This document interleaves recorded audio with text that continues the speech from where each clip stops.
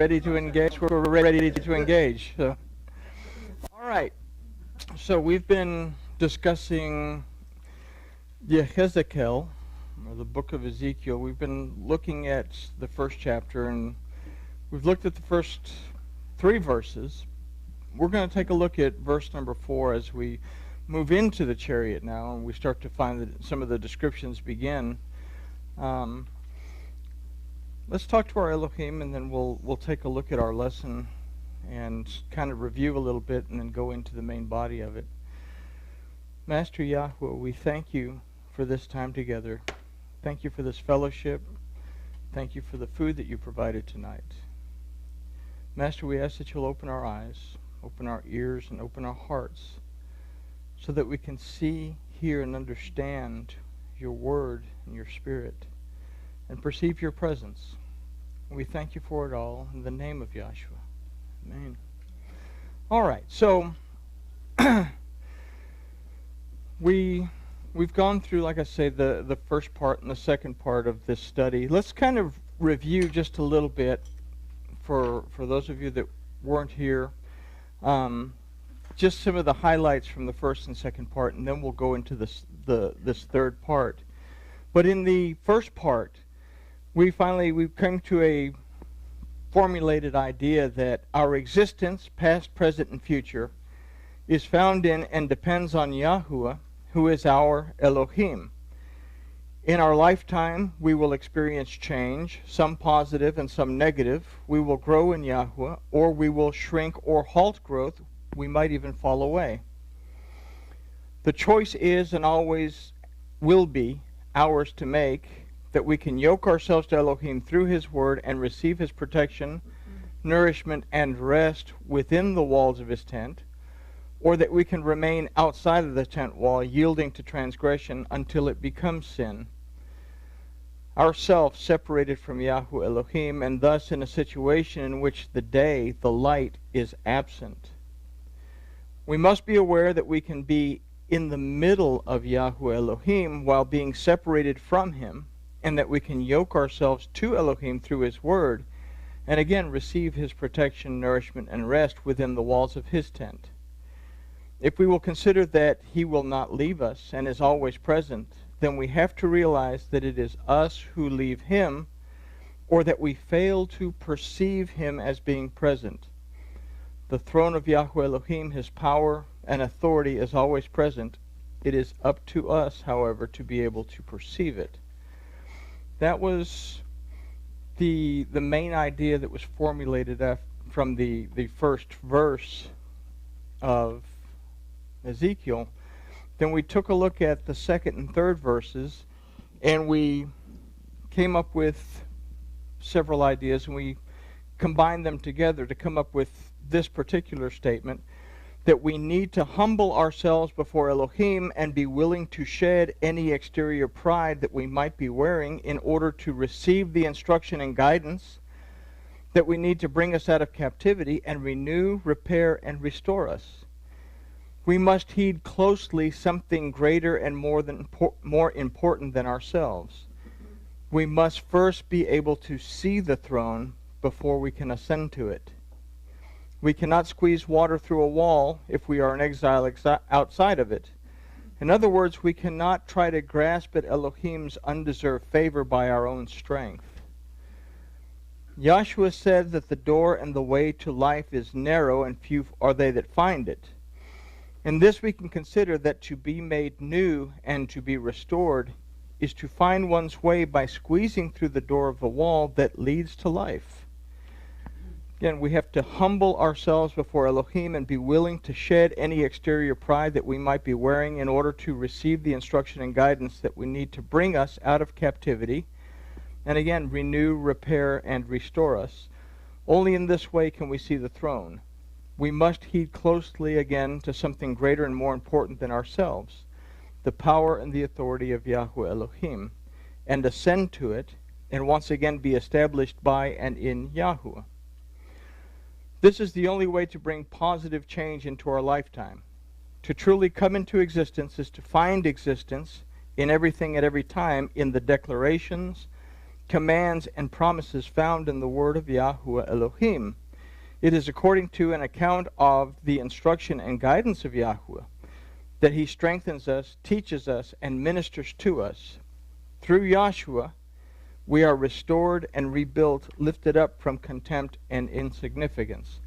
So that's a whole lot of information to grasp from 2 verses. But if we break these down and take a look at the Hebrew, and we took a look at the Proto-Sinaitic, or the Sinaitic Hebrew last time, that gave us a lot of insight. We see that it's not just a bunch of stories and a whole bunch of dates and things like this, that this is the instruction of Elohim that is hidden, but we must be able to perceive it. And the only way to perceive it is by and through Mashiach, the anointing of Yahweh that allows the Ruach to open our eyes, open our ears, and then open our hearts so that we can see, hear, and understand. So, with these concepts in mind, and adding the fact in that the carnal being cannot enter into the spiritual realm of Yahweh Elohim, we can begin to examine the chariot in Yechezech-qel's vision, the vehicle that moves us forward and upward toward the realm of Yahuwah Elohim. So, we're going to take a look at verse 4. We say, well,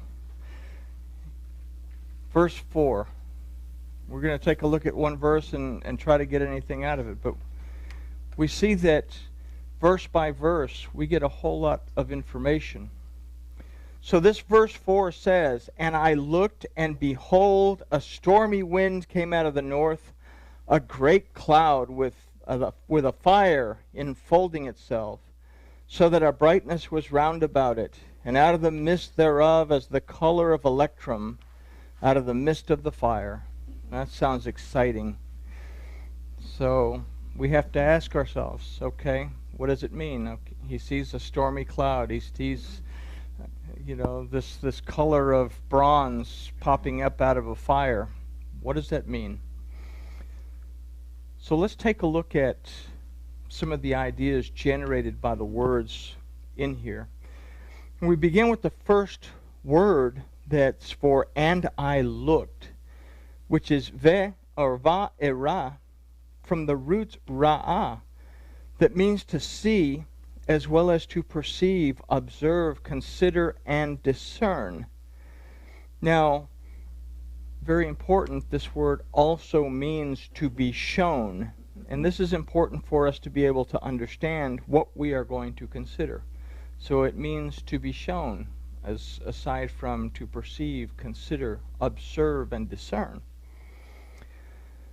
But we don't have enough information really to formulate an idea. So let's consider the next word, which is vehine, that means to behold.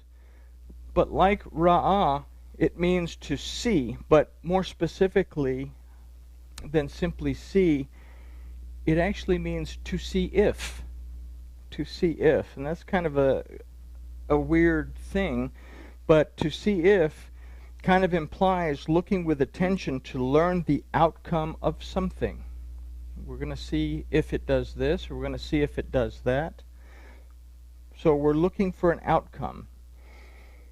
We can now form what is a very important statement, and one that we have to consider. And that statement is this: we must look with attention, perceiving, observing, considering what we see, discerning it so that we will understand what we are to be shown.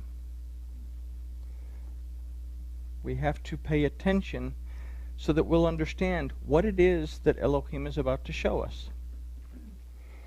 Now, with this in mind, there's one more definition of ra'ah to consider, and that is to have a vision. Now, consider how many times we've heard, perhaps we've even said, God showed me, God said so and so, God told me such and such. We want to say, I heard from the Spirit, or what I hear a lot is, the Holy Spirit led me to do this. So the question is, did he? Did Yahweh Elohim really do these things? And this is where our carnal side gets in the way, because if we have not shed our carnal side in the presence of Yahweh Elohim, in this we have to realize that to make such a statement in order to justify our actions or deed, and Elohim didn't communicate this to us, is to violate the 9th commandment, which says, do not bear false witness. Okay? So this brings us back to our first principle, the most important question that we ask. Do I believe that Yahweh Elohim exists? Do I believe that Yahweh Elohim is real? Because if I do, I'm not going to just blurt out, well, God said, or Elohim told me this, or the Ruach told me that. Because I'm going to be seeing, perceiving, understanding what Elohim is showing me. And then I will apply that to my life. So, this is the difference that we discovered in Yochanan's vision between what our English versions say, that it said, at once I was in the Spirit, and it shows that, poof, we're in the presence of Elohim, baggage and all. And what the Hebrew and Aramaic translations say, that once I was in the Spirit, that shows us that there is a process of getting there. Okay? Which we found in much of what we discussed in our first two studies, that there is a process of getting into the Spirit. There are things that we have to do. We can't take the flesh into the Spirit. We can't take pride into the Spirit. We have to humble ourselves before Elohim before we can move into the realm of Elohim and be in the presence of the throne. So this being said, we have to understand that the Ruach will give us direction as we move through our day-to-day lives as well. Now, this is some of the things that we have to consider, that, for example, that voice that says, slow down and move to the right lane, right before there's an accident in the lane that you're in. We have to perceive what the Spirit's telling us. It says, slow down, move over. Or you're in the store, and these are just kind of simple examples, then all of a sudden that little voice in your head says, choose another brand of sauce, because the brand that you've always used is tainted with a life-threatening bacteria. So this little voice saying, choose something different. And then we give ourselves credit. I think I'm going to try something different for once. So, but anyway, so as we discovered in our last study, Yahweh Elohim is always present, but it's up to us to perceive that presence. All of this becomes clearer in our next two words, which are Ruach Se'ara, that has been translated as a stormy wind. The word Ruach does mean wind, but it also means spirit. And the word Se'ara does mean storm, but it also means to drive with, and to be driven by, which gives us an idea of being driven by or with the Spirit. So now we can formulate a more detailed idea that we must look with attention, perceiving, observing, considering what we see, discerning it, so that we will understand what we are to be shown, and then we must be driven by or with the Spirit. So we're starting to get an idea of maybe why it is that we need a chariot. But there's a lot of components to that, so we won't get too excited about our new ride yet. Paul makes a comment that says that we must pray without ceasing. And this comment's often misunderstood or misrepresented, that, well, we just got to pray all day long. And what he's actually saying is that we always have to be aware of Yahweh Elohim's presence and be in a ready state of being in order to perceive and clearly understand what we are shown. The next word to consider is ba'a. that's used here for came. Now, last week, we saw the word hayo as well as chaya that were used for came, and both of these words meant to exist.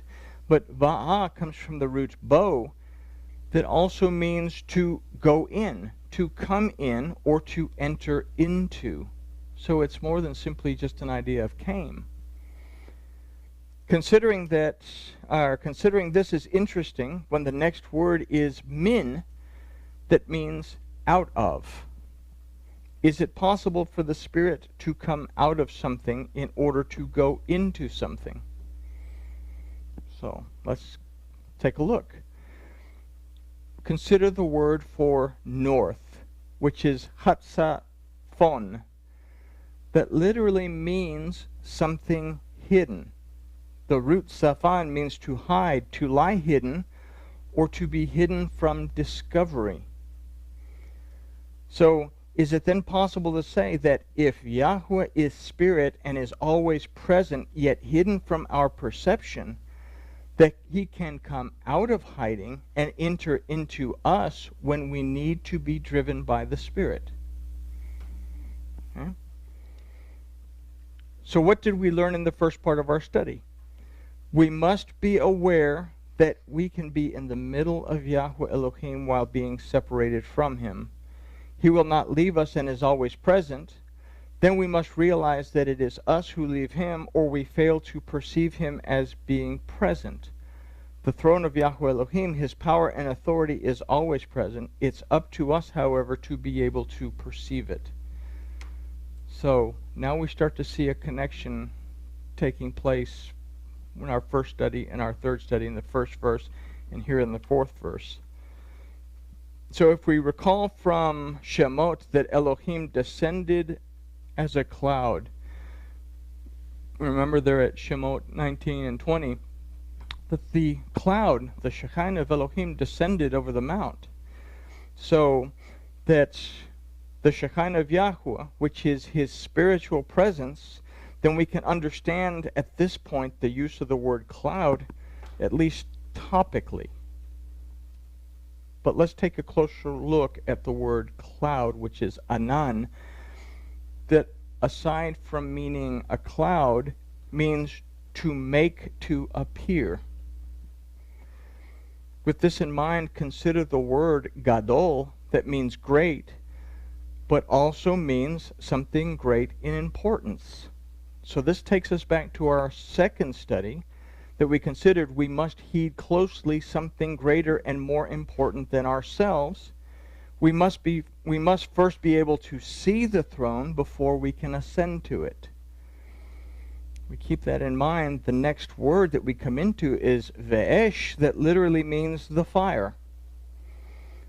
Now, fire is another type for the Spirit of Yahweh. Okay? Now, fire also represents, and it's not in the notes, but it also represents the wrath of Elohim, and we'll talk about that in a second. But fire represents the cleansing power of the Spirit of Yahweh Elohim.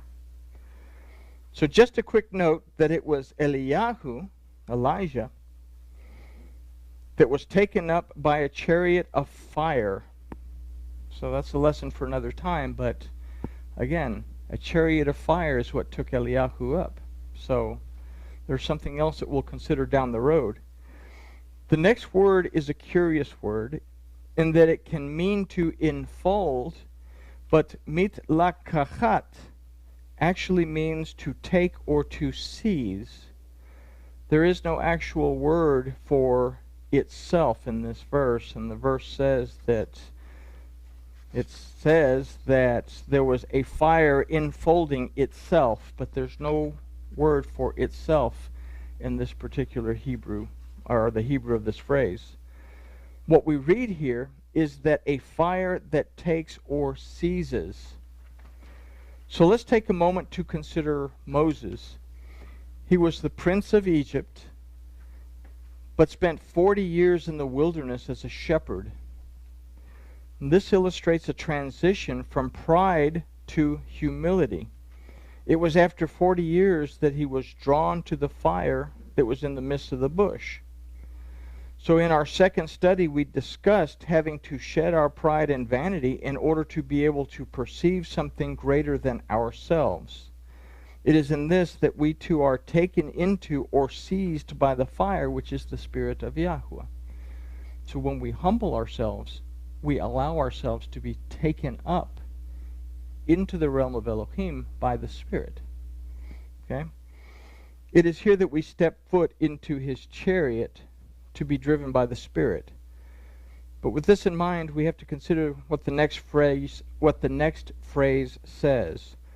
So that a brightness was round about it. Now the word for brightness is venoga. That does mean bright, but from a similar root, naga, that means to enlighten or to illuminate. And if we consider that when we get an answer to a perplexing question or a problem, we say the light comes on. We see cartoons that we see the little light bulb pop on when they get their little idea. We are enlightened as to the answers, and the answers are illuminated. But note, however, that we are not just enlightened. We are bathed in the light of his Spirit. And we find this in the next word, which is saviv, that means to engulf or to surround. The root of saviv is savav. And the first time we see the savov, it's the first time we see the samek. The letter samek is a root of a word in the word savav, that the river that came out of Eden split into 4 heads, and that the river Pishon, Savav, it surrounded the land of Havilah, where there is gold. So, and we've talked about that, we talked about it some time ago. We might revisit that here eventually. So we have said that if we allow our problems and issues to rule us, then we become enslaved to them. Note what comes up from the brightness of the fire. And it says, and out of the mist thereof, as the color of electrum, out of the mist of the fire. Now, I didn't put this in the notes, but it comes up out of the mist. And if we will remember, some of us, well, you have your notes on the plagues of Egypt. If you'll go back and refresh your memory about the hail. This is what that study said, that we're looking at a phrase there in Shemot that says, mitlach kachat betoch habarad, that says, in the midst of the hail. Okay, in the midst of the hail. But the word before it is vaesh, that there was something between the fire, that in this case represents the wrath of Elohim, and the hail that represents the judgment of Elohim, but there's something in the middle that's separating the two. So what can we see in these 4 words?